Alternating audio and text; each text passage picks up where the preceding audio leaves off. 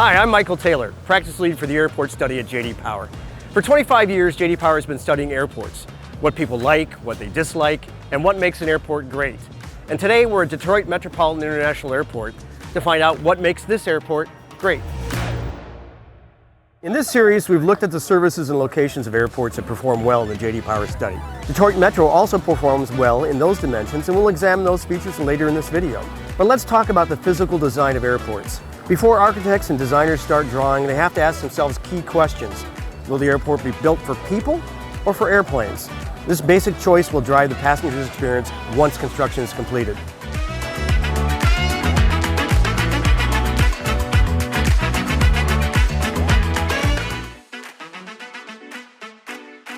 As we can see from this overhead view of Detroit Metro, the terminals are relatively straight oblong boxes all in parallel. This type of terminal design makes it easy for aircraft to move onto and off of gates. It makes ground control of aircraft much easier and more efficient. However, this design choice makes for very long buildings and long walks for passengers whose flights are leaving from the far ends of the terminal. In fact, the main terminal building is actually a mile long. So how can an airport compensate with passengers and improve their in-terminal experience?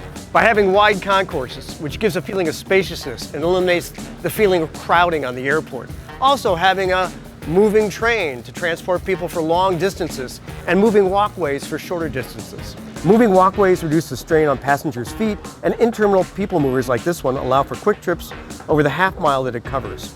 Another advantage that straight terminals can leverage is easy wayfinding. Passengers simply need to count up or count down to navigate through the terminal. This greatly improves the ease of getting to your gate and the clarity of signs and directions as compared to more complicated terminal designs. Another tactic is to give passengers something to look at on these long walks.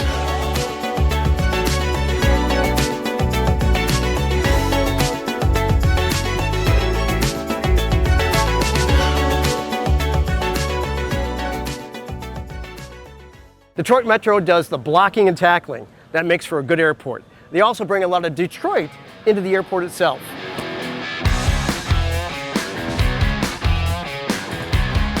In this series, we talk an awful lot about a sense of place.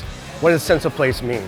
It basically means I'm not at home anymore. I'm someplace that's unique, someplace with experiences and places I'm not going to find anywhere else. But J.D. Power research has shown that passengers also want well-known national brands in the airport. If you're a connecting passenger at an airport, you may walk up to a white tablecloth restaurant that looks appealing. But how long does it take to get seated, order food? How fast is the kitchen? Can I get the bill and get to my connecting flight on time?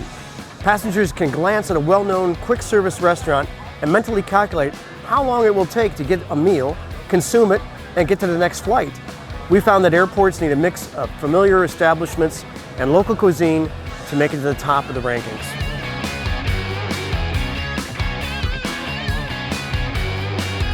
Our J.D. Power research has shown that people want coffee.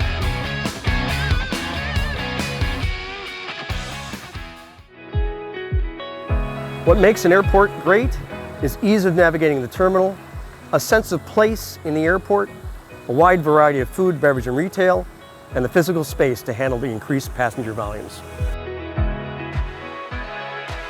To learn more about the elements of what makes a satisfying airport experience, please visit our website.